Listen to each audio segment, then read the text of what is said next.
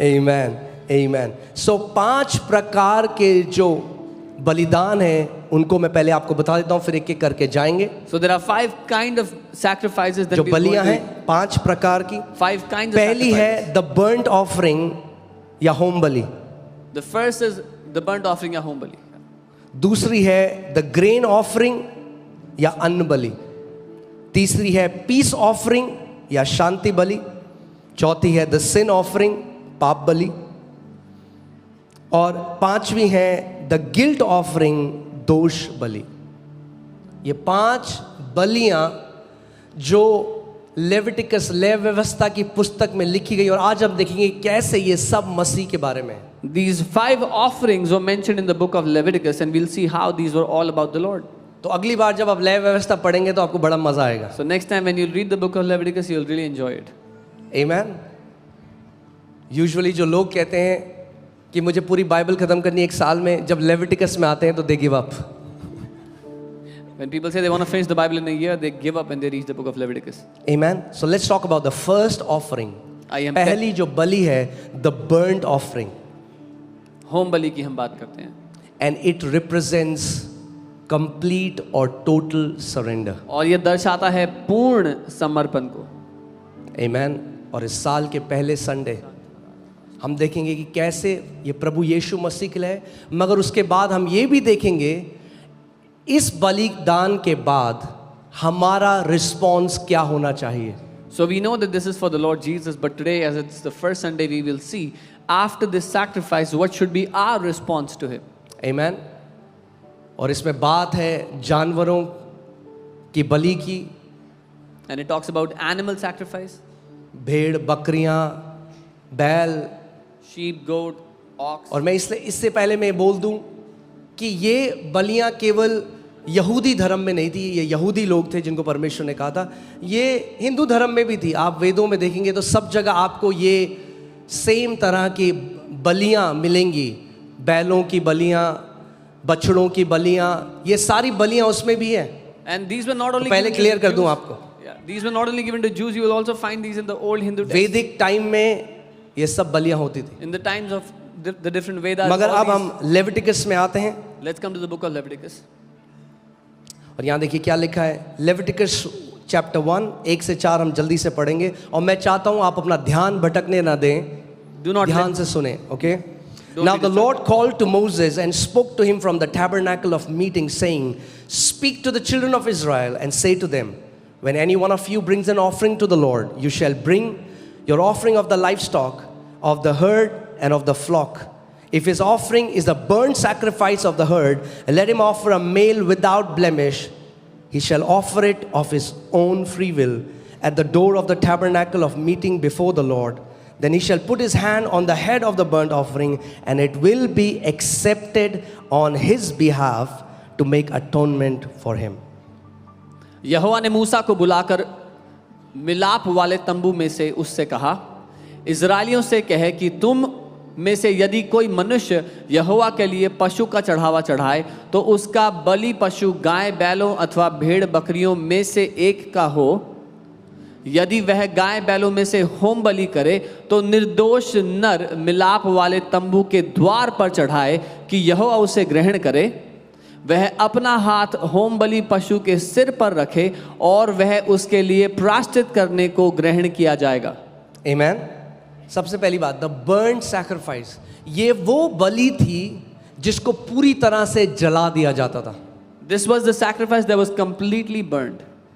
और जब मांस पूरा जल जाता था तो उसकी जो सुगंध है, बाइबल कहती है वो सुगंध की तरह परमेश्वर के पास जाती थी. And when the flesh was burnt, the aroma, the Bible says, went before the Lord as a sweet aroma. जब मैं पहले इसको पढ़ता था, मैंने कहा प्रभु मुझे ये समझ में नहीं आता कि मांस के जलने की स्मेल तुझे क्यों पसंद आएगी. At first when I read it, I did not understand that, Lord, why would you enjoy the smell of burning flesh? And what did I tell you? मैंने क्या कहा था? It was not the reality. वो हकीकत नहीं थी. It is a shadow वो एक परछाई थी of what is to come. जो आने वाला है उसकी. Amen. When Jesus, यीशु मसीह हमारे लिए burnt sacrifice बन गया. Jesus became the burnt sacrifice वो होम for बलि us. बन गया He became the burnt sacrifice. और उसने अपने आप को हमारे लिए अर्पण कर दिया And he surrendered himself for us. और सारा जजमेंट जो मानव जाति पे आना था पाप का वो उसके ऊपर आ गया और जब उसके बाद जब पाप को दूर हो गया वो एक स्मेल परमेश्वर के सामने आई that represented Jesus. And when the mankind was to be judged for sin, he took all the sin upon himself, and the smell, the sweet aroma of that sacrifice came before the Father. Amen. So यीशु मसीह ने, चलिए यहाँ पे देखते हैं एक scripture 1 Peter 3:18. पहला पत्रस 3:18. For Christ also suffered once for sins, the just for the unjust, that he might bring us to God, being put to death in the flesh, made alive by the Spirit. इसलिए कि मसीह ने भी अर्थात अधर्मियों के लिए धर्मी ने पापों के कारण एक बार दुख उठाया ताकि हमें परमेश्वर के पास पहुंचाए. वह शरीर के भाव से तो घात किया गया पर आत्मा के भाव से जलाया गया. जो यीशु मसीह का वो बलिदान था जो उसने पूरे मानव जाति के दंड को अपने ऊपर ले लिया. The sacrifice of Jesus, that he took the punishment of the entire mankind upon himself.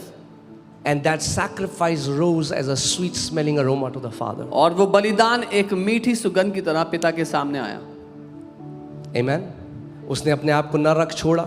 He did not spare himself. पूरी तरीके से, but fully. जैसे एक burnt offering में आग उसे नाश कर देती है, उसने अपने आप का, he took the punishment, the full blown punishment of the sins of mankind. Like a burnt offering is destroyed by fire, उसने पूरी मनुष्य जाति के पापों को अपने ऊपर लेके उसका पूरा दाम चुकाया. मगर इसमें ये केवल मसीह के लिए नहीं है, मैं आपको बता रहा हूँ, इसमें एक प्रतिबिंब हमारे लिए भी है. But this is not just for Christ. There is a symbolic for us in this. अब इसका रिस्पॉन्स हम कैसे करेंगे? How can we respond to this? मसीह ने अपने आप को चढ़ा दिया, हालेलुया, प्रेज गॉड, अब मैं जैसे जीऊंगा मैं वैसा जीऊंगा. Oh, Jesus sacrificed himself, hallelujah, now I live the way I want to live. नहीं, हर उसके एक सैक्रिफाइस में अब परमेश्वर आपसे भी कुछ चाहता है. Every sacrifice that he has given, now in return God expects and wants something from you. Put Romans 12:1. रोमी 12 उसका 1. अब नए नियम में, अब आपको, पुराने नियम में क्या होता था, लोग क्या लेकर आते थे? Now in the Old Testament people used to bring cow, oxen, भेड़, बकरी, goat, चिड़िया. birds. नए नियम में अब हम किसी जानवर को नहीं चढ़ाते. In the New Testament we don't sacrifice an animal. नए नियम में परमेश्वर कहता है तू अपने शरीर को चढ़ा. In the New Testament God says give your body as a sacrifice. I beseech you therefore brethren by the mercies of God that you present your bodies a living sacrifice, holy, acceptable to God, which is your reasonable service. In other translation it says which is your spiritual worship.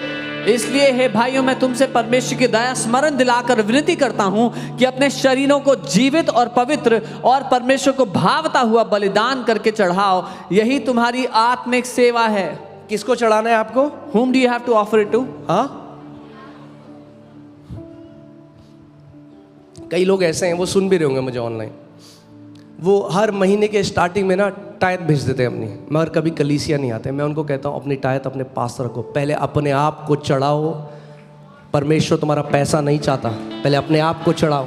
Many people may be hearing me online and they send their tithe the first of the month, but I tell them God doesn't want your money, He wants you. First offer yourself as a living sacrifice. अगर अपने आप को नहीं चढ़ाया तो आपका पैसा बेकार है परमेश्वर के राज्य में. If you did not offer yourself as a sacrifice first, सबसे your money पहले is useless. अपने आप को चढ़ाओ. At first you offer yourself. जीवित परमेश्वर को भावता हुआ बलिदान. Living and a sacrifice that is pleasing unto the Lord. Amen. और पुराने नियम में आप देखते हैं जब बलिदान को रखा जाता था उस वेदी में तो आग उसको नाश कर देती थी. And you see in the Old Testament when the sacrifice was kept on the altar, the fire would consume it. हम एलाइजा की कहानी में भी वो देखते हैं, एलिया की कहानी में जब उसने उस वेदी को बनाया, We see in the story of Elijah when he built the altar. आग आई उसको नाश कर The दिया. fire came अब and मैं आपको destroyed. उसका एक और मतलब बताता हूँ. I'll tell you one more meaning of it. जब आप अपने शरीर को, When बाइबल you- बताती है हमारी, there is a fight between our flesh and the spirit. When you offer your flesh as a sacrifice, the Bible says that एक लड़ाई है हमारे शरीर और आत्मा के बीच में. The flesh, this fleshly nature, ये जो शरीर का स्वभाव है, This nature wants to bring you down because it came from dust. The spirit came from God, so it wants to lift you up. ये And शरीर there का is this tug war happening. ये शरीर का जो स्वभाव है आपको नीचा गिराना चाहता है, क्योंकि ये मिट्टी में से निकला है, पर जो आत्मा आपको मिला है ऊपर से, वो आपको ऊपर उठाना चाहता है। तो निरंतर एक फ्लैशली एपेटाइट्स को जलाती है और वो सुगंध परमेश्वर के सिंहासन के पास जाती है और वो सुगंध उसके लिए एक बहुत ही मीठी सुगंध है। The fire comes and consumes all the fleshly appetites, and there's a sweet aroma that arises that the Father loves. वहां पे लय व्यवस्था में वो मांस जलने की स्मेल से परमेश्वर खुश नहीं हो रहा, वो तो शैडो है। असली में आप जब अपने शरीर को चढ़ाते हैं, जो शरीर की अभिलाषाओं के ऊपर पवित्र आत्मा की आग आती है और उस फ्लैशली एपेटाइट को जलाती है, तब वो सैक्रिफाइस परमेश्वर के पास जब जाता है, it's a sweet smelling aroma to God. In the book of Leviticus, the smell of flesh does not please the Father, but when you offer yourself as a sacrifice, the appetites of your flesh are burned, and that aroma is what the Father loves. You know why? पता है क्यों? क्योंकि जब परमेश्वर आपको वैसा देखता है, Because when the Father sees you, ये जब मसीह में आया था, when he came to the Lord, ये व्यभिचार में जीता था, he was living in adultery, ये पाप में जीता he था, was living in sin, ये सारी बुरी आदतों में फंसा he हुआ was in था। all bad habits. मगर अब जब ये now- बढ़ने लगा, When he has grown, इसने अपने शरीर को चढ़ाया। he has offered his body. जब परमेश्वर आपको देखते हैं अपने शरीर को चढ़ाता हुआ, When God sees you offering your body, it reminds him of Jesus। उसको यीशु की याद दिलाता है वो। और पिता कहता है The ये father says, अपने बड़े भाई के डील डॉल में बढ़ रहा है। He is growing in the stature of his elder brother. आमेन। आप जानते हैं वो पहलौठा है और हमारा एग्जाम्पल है। He is the firstborn and example for us. आज आपको क्रूस पे चढ़ाने की जरूरत नहीं है अपने आप को, You don't have to go to the cross today. मगर बाइबल हमें बताती है But the Bible tells us हमें अपने आप को जीवित बलिदान चढ़ाना we have to offer ourselves as a living sacrifice. आमेन। जीवित बलिदान, living क्योंकि sacrifice. जब आप मेरे पास अगर अगेन एक एक स्क्रिप्चर में जाएंगे तो फिर पूरा 21 डेज फास्टिंग में यही करना पड़ेगा, मगर इसमें जब आप पढ़ेंगे घर जाके लय व्यवस्था, आज आपको पता चलेगा ये जो बलिदान चढ़ाया जाता था ये स्व इच्छा से होना चाहिए, किसी की जबरदस्ती से नहीं। When you will read the book of Leviticus, you'll find this sacrifice has to be of one's own will and not by force. इसीलिए फर्क है जब कोई आपको बोले पाप मत कर, पाप मत कर, पाप मत कर, और अगर ठीक है ठीक है, Which is why there's a difference when somebody is telling you don't sin, and you say yeah.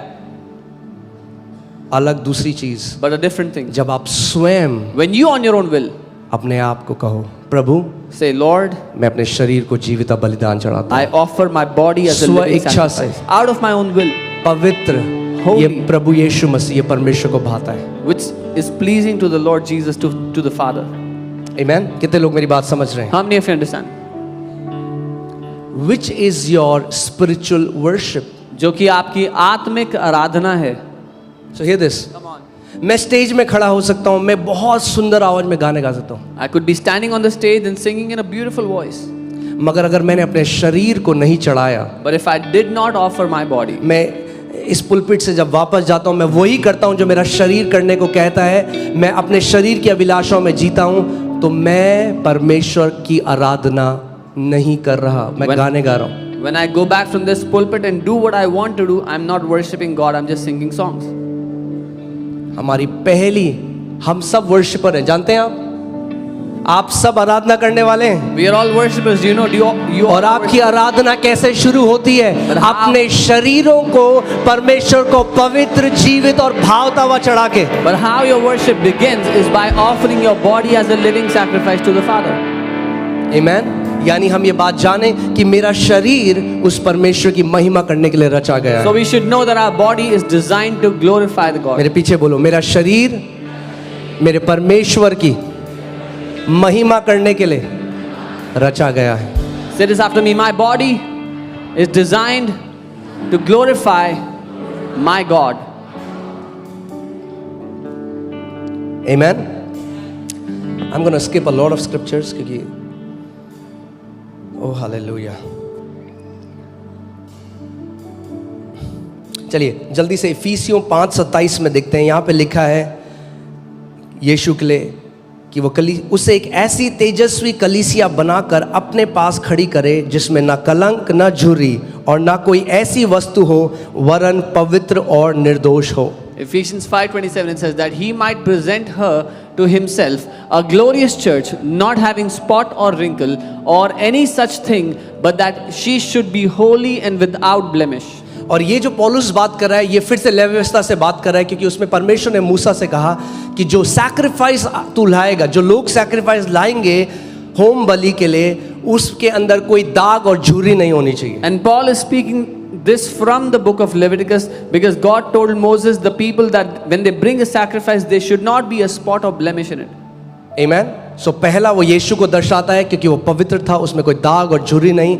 पर दूसरा कलीसिया को भी वैसा होना है, और वो होता है यीशु के लहू से। यीशु ने लहू से हमें पवित्र, बेदाग, बेझुर्री कर दिया है। So first it represents Christ who had no spot no wrinkle when he sacrificed himself, and then it represents the church because Jesus has washed us with his blood, made us spotless and without spot.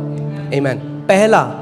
दूसरी चीज जहाँ sweet smelling aroma लिखा है, एक बार जब आपने अपने आप को चढ़ा दिया, फिर जब आपके पास जो है उसको जब आप सैक्रिफिशियली परमेश्वर को देखते हो। देखो परमेश्वर के वचन में क्या लिखा है, फिलिपियों 4:18 में, मेरे पास सब कुछ है, पौलुस कह रहा है, मेरे पास सब कुछ है वरन बहुतायत से भी है। जो वस्तुएं तुमने इपफ्रुदीतुस के हाथ से भेजी थी उन्हें पाकर मैं तृप्त हो गया। वह तो सुखदायक सुगंध ग्रहण करने योग्य बलिदान है जो परमेश्वर को भाता है। Indeed, I have all and abound. I am full, having received from Epaphroditus the things sent from you, a sweet smelling aroma, an acceptable sacrifice, well pleasing to God. Amen. यानी जो मेरा है, I am not bound by my possessions. हम अपनी blessings की आराधना नहीं करते इजरायलियों की तरह। हम जानते हैं जो कुछ खुदा ने हमें दिया है वो उसकी सेवा करने के लिए। और जब आप वो बलिदान स्वरूप चढ़ाते हैं उसके राज्य में, तो वो भी एक स्वीट स्मेलिंग अरोमा है, वो सुगंध है जो परमेश्वर के सिंहासन के पास जाती है। We don't worship our blessings like the Israelites. When we offer what God has blessed us with, it comes before him as a sweet sacrifice. Amen. दूसरी तरह की बलि है द ग्रेन ऑफरिंग, यानी अन्न बलि। Amen. और ये दिखाता है हमारे धन्यवादिता को उस प्रबंध के लिए जो परमेश्वर ने हमारे लिए किया। And this shows our thanksgiving for the provision that God has given to us. Leviticus 2:1, when anyone offers a grain offering to the Lord, his offering shall be of fine flour, and he shall pour oil on it and put frankincense on it. जब कोई यहोवा के लिए अन्न बलि का चढ़ावा चढ़ाना चाहे तो वह मैदा चढ़ाए और उस पर तेल डालकर उसके ऊपर लोबान रखे। अगेन ये पिक्चर है प्रभु यीशु मसीह की। This is a picture of the Lord Jesus. वो क्या कह रहा है? What is he saying? कि फाइन फ्लावर जो टॉप क्वालिटी का है, हाँ यीशु मसीह टॉप क्वालिटी का है। उसने कहा यूहन्ना 6:51 में, जीवन की रोटी जो स्वर्ग से उतरी मैं हूँ। Hallelujah. He said, I am the living bread which came down from heaven. यदि कोई इस रोटी से खाए तो सर्वदा जीवित रहेगा, और जो रोटी मैं जगत के जीवन के लिए दूंगा वह मेरा मांस है। If anyone eats of this bread, he will live forever, and the bread that I shall give is my flesh. तो अन्न बलि में जो रोटी वो खाते थे, वो रोटी किसको दर्शाती है? किसको दर्शाती है?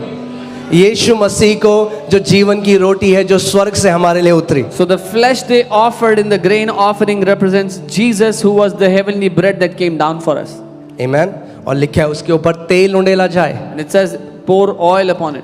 यीशु मसीह का नाम जीसस क्राइस्ट यानी मसीह है, यानी अभिषिक्त तेल किसको दर्शाता है?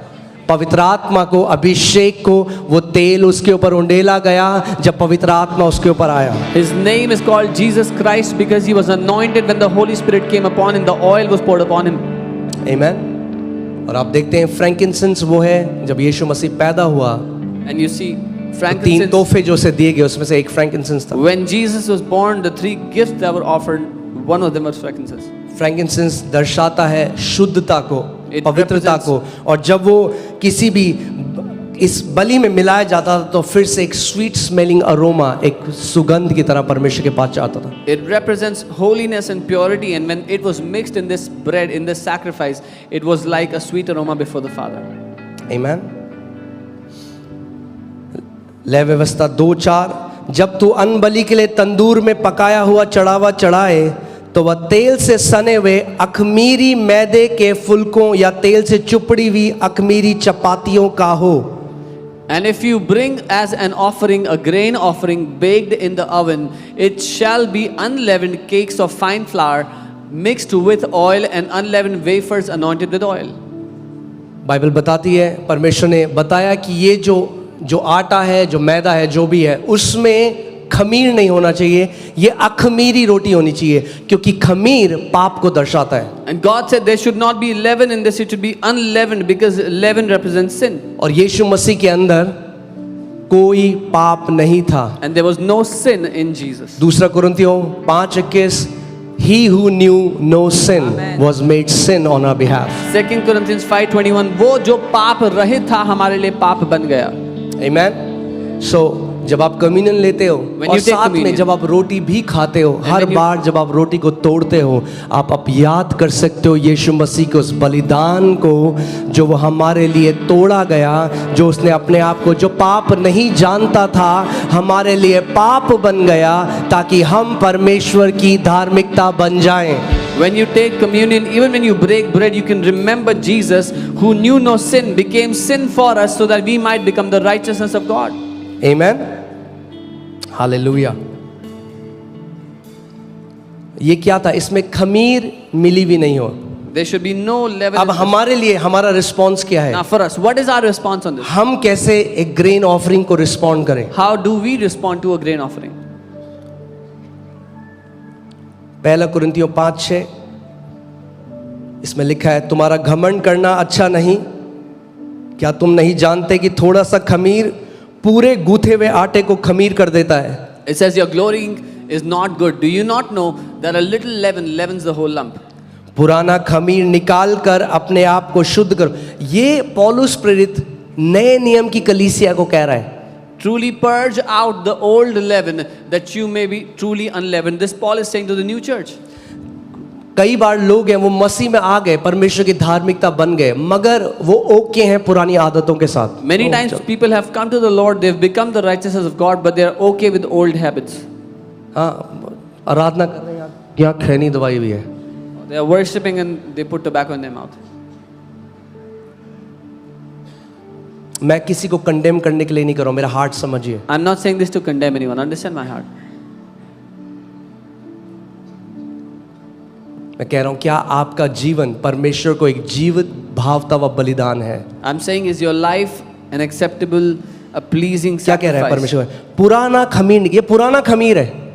Bible is saying take out the old leaven. This पुराना old- खमीर निकाल दो. Take out the old leaven. वो पुरानी आदतें जब आप मसीह में नहीं थे, वो आदतें अब निकाल दो. वो पुरानी है, वो आप नहीं हो. अब आप एक नई सृष्टि हो. आप बदल चुके हो, आप माफ करे जा चुके हो, आप परमेश्वर में एक नई सृष्टि हो. Those old leaven when you were not in the Lord, they have to be removed. Now you are a new creation in Christ. Amen. मैं आपको आज एक बात बताता हूँ. Most believers are sinning not by nature but by habit. क्योंकि nature, आगे देखेंगे हम, नेचर परमेश्वर ने हटा दिया है. अधिकतर विश्वासी लोग स्वभाव के द्वारा पाप नहीं कर रहे, आदत से मजबूर होकर पाप कर रहे हैं. या देखिए क्या लिखा है, पुराना खमीर निकाल कर अपने आप को शुद्ध करो कि नया गूथा हुआ आटा बन जाओ ताकि तुम अखमीरी हो, क्योंकि हमारा भी फंसा जो मसीह है बलिदान हुआ है. Therefore purge out the old leaven that you may be a new lump, since you truly are unleavened. For indeed Christ our Passover was sacrificed for us. Amen. मैं आपको 11वीं आयत में ले जाना चाहता हूँ. यहाँ पे देखो क्या पौलुस कह रहा है. पर मेरा कहना यह है कि यदि कोई भाई कहलाकर, अच्छा एक बार 10वीं आयत में चलते हैं. यह नहीं कि तुम बिल्कुल इस जगत के व्यभिचारियों या लोभियों या अंधेर करने वाले या मूर्ति पूजकों की संगति ना करो, क्योंकि इस दशा में तो तुम्हें जगत से ही निकल जाना पड़ता। Yet I certainly did not mean with the sexually immoral people of this world or with the covetous and extortioners or idolaters, since then you would need to go out of the world. जिस दुनिया में हम रहते हैं वहां पे आपको हर तरह के लोग मिलेंगे, The world we live in, you'll हम find all भाग kinds नहीं of people. सकते उससे। We cannot run away from that. मगर पौलुस कलीसिया के अंदर क्या कह रहे हैं? But what is Paul saying for inside the church? आपको बहुत ध्यान देना है। You have to pay attention. आपके बेस्ट फ्रेंड्स कौन है कलीसिया के अंदर Who भी? are your best friends in the church? क्या वो आपको मसीह में बढ़ा रहे हैं Do they या make आपको you- गिरा रहे हैं? Do they make you या grow आपको in Christ? परमेश्वर की तरफ ले जा रहे हैं या आपको परमेश्वर से दूर ले जा रहे हैं? Do they make you grow in Christ or make you fall away from Christ? ये मैंने नहीं लिखा, I have not. ये नई नियम के लिए पौलुस ने लिखा है। This is Apostle Paul for the New Testament अभी church. आगे देखो क्या लिखा है। पर मेरा कहना यह है, वो कह रहा है दुनिया में तो हमें मिलेंगे ऐसे लोग, हर प्रकार के लोग मिलेंगे, He's saying we'll find all sorts of people in the world. पर मेरा कहना यह है कि यदि कोई भाई कहलाकर, But now I have written to you that if someone who is called a brother, यानी कोई कलीसिया में है, if there is someone in church जो विश्वासी है, who is a believer, आपका भाई, आप उसे भाई बहन मानते हो, is your brother, your sister, you consider them your brother, sister. यदि कोई भाई कहलाकर If someone who's called a व्यभिचारी brother lives, या लोभी या मूर्ति पूजक या गाली देने वाला या पियक्कड़ या अंधेर करने वाला हो, तो उसकी संगति मत करना, वरन ऐसे मनुष्य के साथ खाना भी ना खाना। if anyone who is named a brother who is sexually immoral or covetous or idolater or a reviler or drunkard or extortioner, not even to eat with such a person. थोड़ा हार्ड है, हाँ, It's a little hard. बहुत जरूरी है। It's very important. आपके मसीह में, अगर मसीह में आपके दोस्त वो हैं That if in जो Christ ठट्टा करने वाले हैं, your friends are those who are जो mockers, दूसरों की चुगली करते हैं, who gossip about जो others, बुराई करते हैं, who slander, और आपके कलीसिया के अंदर आके वो दोस्त है, मैं आपको गारंटी दे सकता हूं आप कभी प्रभु में नहीं बढ़ोगे। and if they are your friends in the church, I guarantee you will never grow in the Lord. बाहर तो सारे लोग ऐसे हैं, Outside, everybody मगर is like अंदर that. ध्यान दो किन लोगों के साथ आप संगति करते हो, But be careful who do you fellowship with inside. क्योंकि अगर ऐसा है Because तो if it is कभी so, आप हमेशा खमीर, पूरी थोड़ी सी खमीर पूरे जीवन को खमीर कर देगी। a little leaven will make the entire lump leavened. मैंने आपको बताया जब हम प्रभु में बढ़ रहे थे, कुछ हमारे ग्रुप था लड़कों का, I वो told चुगली करते थे, मैंने अपने आप को अलग किया और मेरा मजाक उड़ाने लगे। When I came to the Lord, I had a group of friends who used to gossip, and I separated myself. They started to mock आज me. भी वहीं उसी चाय की दुकान में बैठ के आज भी वही चुगली कर रहे हैं, आज भी उनका जीवन वैसा। Till today, they're in the same tea stall mocking others, and their life is the same. Decide करो, You decide. बाइबल कहती है righteous should choose their friends wisely. The Bible says धर्मी जन अपने दोस्तों को, अपने मित्रों को ध्यान धरकर चुने.